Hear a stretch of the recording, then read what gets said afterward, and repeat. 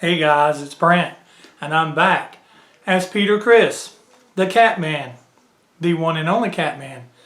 And even though you may say I look more like Tommy Thayer, and even though you may say I look more like Eric Singer, to me, I am the Cat Man.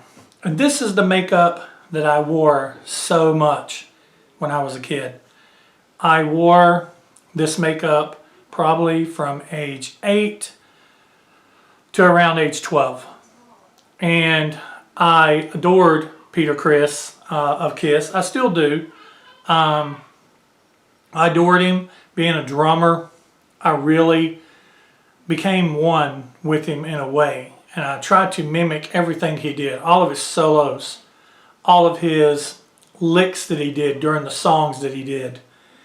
I tried to emulate being Peter Criss until later 80s bands came along and had drummers like Tommy Lee, Robert Sweet, Bobby Blotzer, different drummers from different bands. But I'm making this video to talk about and putting the makeup on to talk about the 1978 solo albums and to talk about Peter's solo album in particular in this video. Now I've made 3 other videos of me putting on Gene, Paul's, and Ace's makeup. I have the videos of me putting the makeup on, and then videos of me in makeup talking about that member of Kiss. And today we're going to be featuring and highlighting Peter. So when I was 9 years old in 1978 when the solo albums came out, and I was a huge fan of Kiss at the time, a huge fan of Peter.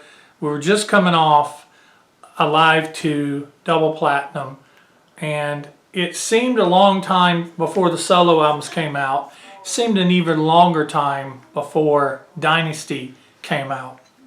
But when the solo albums did come out, we were all ravenous to get them. And this was during the time when marketing for Kiss was over the top.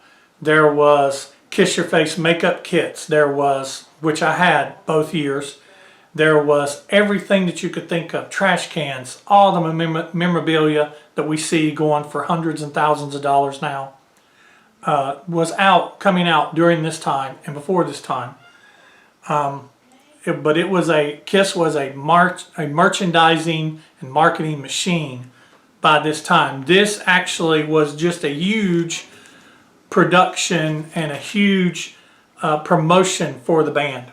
And also gave Peter and Ace a little bit of time to spin away from Gene and Paul, because Peter and Ace were spinning out of control at this point in time. Peter was out of control. And out of control, his album, he was looking to leave the band. Ace was also looking to leave the band. I won't say that they were looking to leave the band, but they were looking for something different. How about that? Because I don't want to put words in their mouth, because Peter actually cried when he got fired. But I feel sorry for Peter in a way more than I do for any other member of Kiss. I don't feel sorry for Ace, because Ace has left on his own terms. Yes, he was out of control with alcohol and drugs, but even Gene and Paul begged him to stay in the band, and he quit. Which I don't blame him at the time, the direction Kiss was going in. I can't say that I blame him. Peter, however, was fired because Peter was running off the rails. All the stuff that happened on the Dynasty tour. We've all seen the Largo video where he's forgetting the words to his songs. He's forgetting the words to Beth that he's sung hundreds of times. His playing was erratic. He was all over the place. And he was just a nightmare during this time. And also into the point where he couldn't even hardly record his own solo album. He leaned heavily on his producer. He leaned heavily on Stan Pendridge. He leaned heavily on Sean Delaney. He lived heavily on Vinny Poncha, to his producer, to make this album. You hear some of the demos from this album. It's really bad. And even the album itself is considered by most the least favorite of the solo albums. For most people, it goes back and forward between Gene and Peter. It does for me too, for several reasons. But there are songs on Peter's album that I would not want to do without. Now, are there songs on Gene's album that I would not want to do without? Me personally, I don't think there is. So that would make me think that I like Peter's album a little more than Gene's. But the couple of songs on here that I would like to have over anything else, the rest of them are really bad. Or not very, I won't say they're really bad. They're just not what I think he should have or could have done. But just like everybody else in the band, he made the album that he wanted to make. He was honest with himself. I know that Gene made the album he wanted to make with his 500,000 people cast and special guests. Paul made the album he wanted to make to the point that he fired his producer.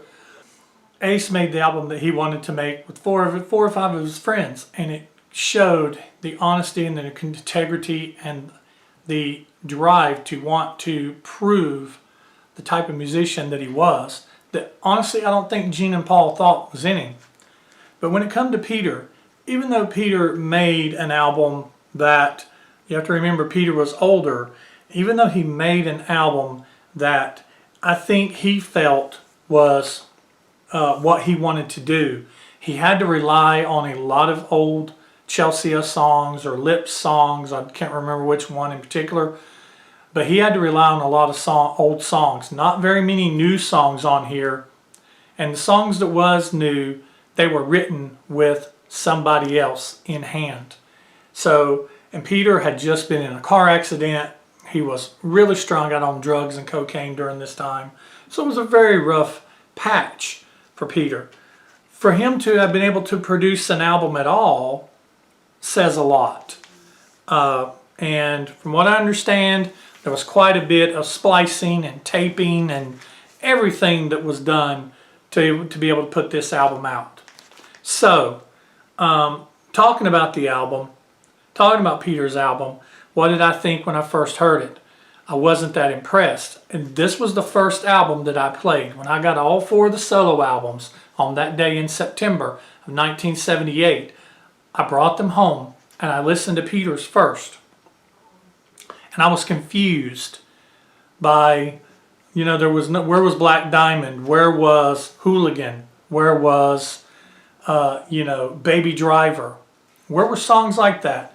Not very many on here, if at all. And then after I went and listened to Ace's, and then I think I went and listened to Gene's, and I listened to Paul's last, I think. And for a while, Paul's and Gene's really didn't cut with me. The only one I really listened to was Ace's. And then I come around to Paul's and put Gene and Peter's to the side for a little bit.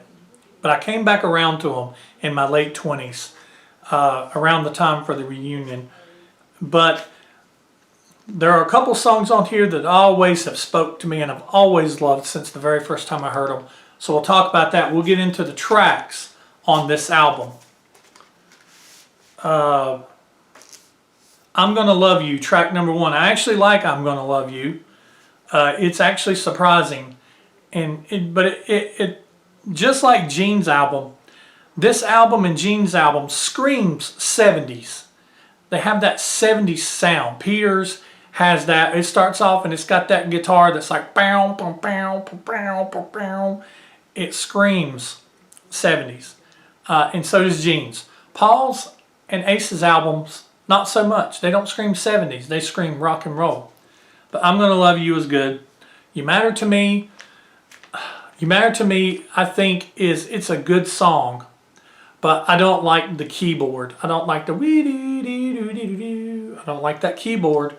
And I don't really like much of the the horns in the brass section, the saxophone that's on this.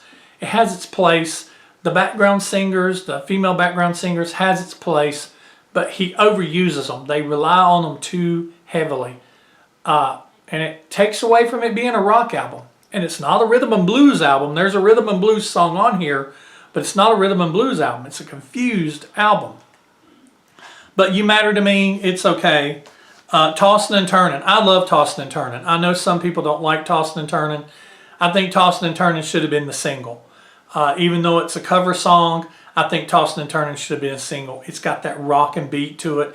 Even though the singers come in and they've got the do-do-do-do, which a lot of people hate.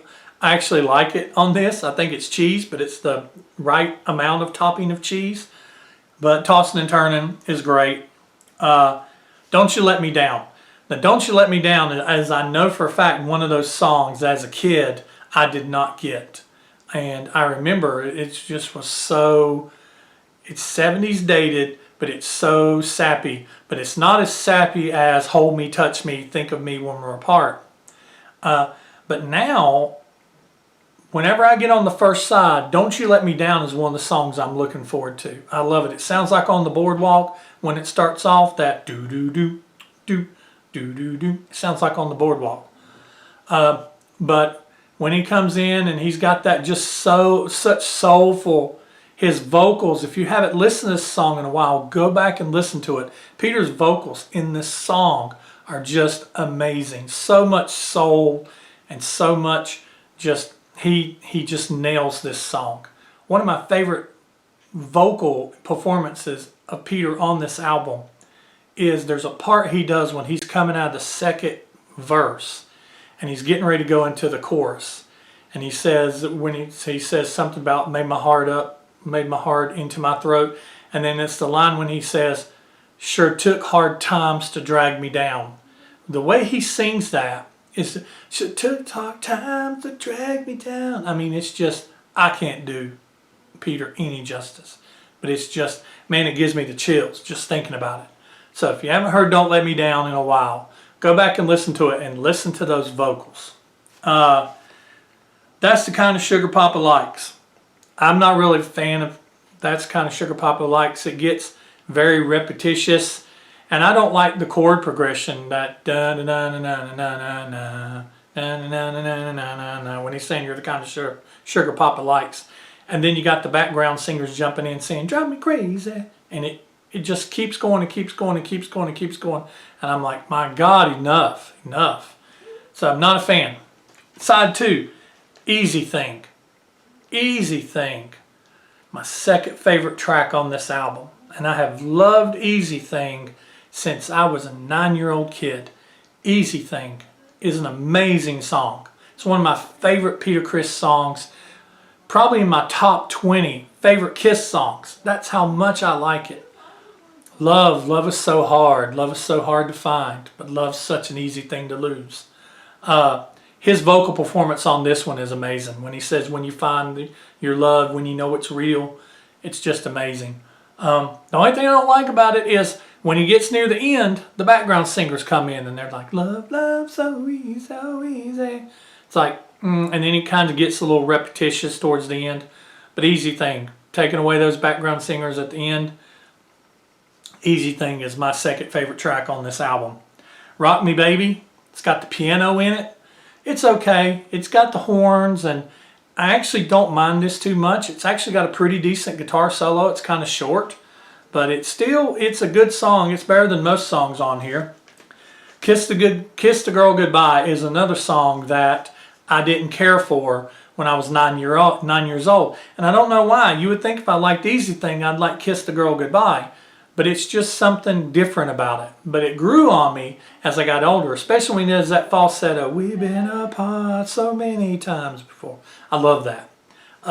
One More Time Won't Change Things, I'll Even Love You More. That's great words, great words. I know he might not have wrote them, but those are great words. Kiss the Girl Goodbye is great, and I love that it's got the word kiss in it, and on some things, kiss is actually printed kiss, so that's really good. Hooked on Rock and Roll. Hooked on Rock and Roll is kind of like to me, kind of like Rock Me Baby. It's not as good as Tossin' and Turnin', but it's got that rockabilly feel to it. And Hooked on Rock and Roll is good, but I know that whenever Hooked on Rock and Roll is done, it's coming around to my favorite song on this album, and my favorite Peter Criss song of all time is I Can't Stop the Rain. I Can't Stop the Rain is an amazing, great song. I love this song so much that I saw Peter on one of his tours that he did when he was getting ready to retire. I saw Peter do it, and he came walking out and he had his band, and he from the very beginning butchered it. And he got up on the stage, he was singing the wrong words, he was singing at the wrong damn time, and he was turning around looking at the guys on the stage like, why are you guys fucking up? And I was like, you're the one fucking up, Pete. And like I said, I'm critical of Kiss if they fuck up.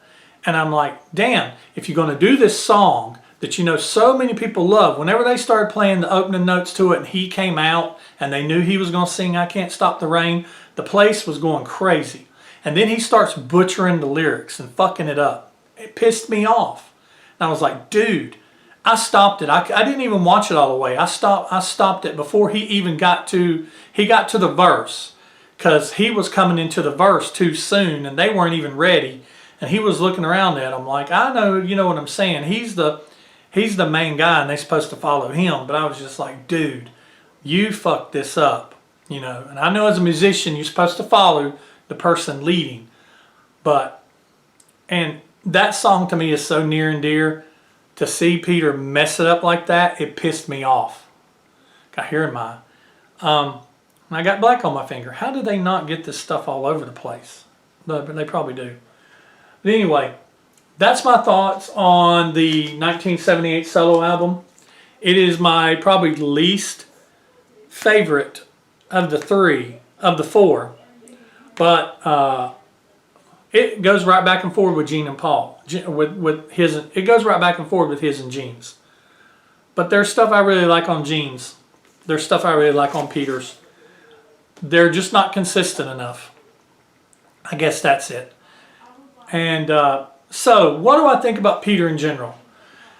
I've heard a lot of mixed things about Peter, and when I read Peter's book, I saw a very honest guy, but I also saw a very angry and bitter guy in that book. And but I appreciated his honesty. And you know, Peter is one of those people that I always thought that I wanted to meet, and I'm not sure if I want to meet him. Every time I see somebody meet him, a friend of mine just met him, and had nothing but good to say about Peter. And so I'm not slighting him as a person, but I eventually would like to meet all members in Kiss. I doubt that it'll ever happen at this point in time. I doubt it'll ever happen, but I would like to meet all of them. But Peter, what I think about him as a person, and what I think about him as a musician in Kiss, Peter is one of those people, if anybody gets beat up on in Kiss, it is Peter. Ace often gets a pass from a lot of people because they drink the blue Kool-Aid from Shock Me and Rocket Ride, his solo album, and his career beyond. A lot of people don't like what he did on Dynasty. Well, a lot of people like what he did on Dynasty. They're not a big fan of what he did on Unmasked. Some of them aren't. Some of them are. And then after that, Ace kind of peters out. He has Escape from the Island and Dark Light on the Elder, which is not what he wanted it to be anyway. But Peter hardly ever gets a pass. Peter always seems to get kicked in the nuts by Kiss fans. And I think it's just because I know when I was a kid, I held a lot against Peter because he broke up my band. You know what I'm saying? He broke up the Kiss that I knew. I still remember the 16 magazine with the photo from the Dynasty photo shoot on it. And Paul is pointing, and you know they're all, and Gene's up above. I can still see the cover of my head. If I can find it, I may put it in right here. But it's like Peter Criss quits Kiss, or Peter Criss leaves Kiss, or whatever. And it was kind of swept under the rug. Oh, Peter's going to go do other things, and you know Casablanca gave him a deal, and he put out an album. But I just remember being so pissed off. And when this dude Eric Carr came around, I really didn't want to have anything to do with him. Now, of course, Eric grew on me. But at the beginning, I really didn't want to have anything to do with Eric because he was replacing Peter. But Peter gets a lot of crap. And why is that? Is it because he was the first person to leave? Is it because he was kicked out because he was, off the rails on drugs? Because he was disrespectful to other guys in the band and then to the fans because he was messing shows up, playing up, speeding up, slowing down, forgetting his words? Why does Peter get such a hard time? I really don't know. But Peter is, I've heard people say, I hate the saying that's going around, no Ace, no Peter, no problem. And I want to say right now, if you're one of those people that say that and you're watching this video, fuck you, okay? No Ace, no Peter, you wouldn't have the band that you have now. So no Ace, no Peter, a problem. No Ace, no Peter now, a problem. I think the End of the Road tour would be doing better if there was the Catman and the Spaceman there. But I'm going to step off that soapbox. I'm talking about the people who say no Ace, no Peter, no problem as far as the rest of the band, the rest of their history. If you would have not had Peter was in the band before Ace was. If you would have not had Peter, you wouldn't have had that sloppy drumming. If it would have been anybody else, it would have changed Kiss's sound. Gene and Paul wasn't in that much control back then. Yes, it was their band, and yes, but Peter and Ace in the very beginning, they contributed just as a band. They contributed. And it was more of a foursome rather than these two and these two. It became that quickly. It became a these two and these two very quickly. But in the beginning, in its inception, it was Paul, Gene, and Peter. And they practiced in that loft and practiced their asses off honing those songs before they brought in Ace. And then Ace came in and brought in those memorable sounds and those memorable leads and that memorable sounding guitar that I think has not been in Kiss since he left, because it can be replicated, but it cannot be duplicated. Just as Peter's drumming, I hate when I hear older Kiss songs and somebody like Eric Singer or even Eric Carr played them, and they played them too fast. They lose the groove, you lose the soul, or they played them too technical, because these guys are so fucking, educated and so good at drumming that they can't be sloppy, and they can't sit back in the chair and groove and be that groove. Still be that backbone, but be that groove. And I'm a drummer, so I know what I'm talking about. And you can lead the band and keep the time, and you can groove, and you can be lucid in that, and fluid in that, and flow and wiggle in that. And because Ace is not the most technical player either. He's sloppy. And Gene and Paul in the beginning were sloppy too, people. Go back and watch some of the videos. They were sloppy as hell. I'm just saying, they can get off their perfection pedestals now, because even now they're not perfect. Watch some of them videos when they don't have tracks playing and listen to the mistakes. Ooh, stay off that soapbox too. I get too much hate over that already.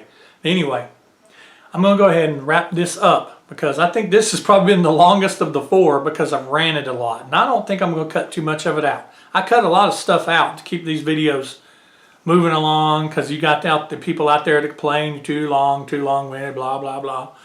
So anyway, I hope you enjoyed this video. I hope you're still watching. I hope you enjoyed me dressing up as Peter. And hope you enjoyed the video, guys. Comment, sling mud, cuss me, tell me I did a good job, tell me you agree, tell me you disagree, down in the comments. Leave comments down in that comment section. Click the thumbs up button if you like the video. If you're not subscribed already, subscribe. Hit the subscribe button, click the notification bell. That's all I've got for this one. And I hope you guys have enjoyed this series of me being dressed up as Kiss and talking about Kiss. And I appreciate those of you who have been along the way and watched the videos and done the premieres with me. It's been really fun. I've had a lot of fun. So let's see what I'm going to think of to do for next Halloween. I'm sure I'll think of something. Anyway, guys, I am Brent, coming to you as Peter Criss. This is In My Head channel. You know it is. I'll see you next time, guys. Thanks for watching.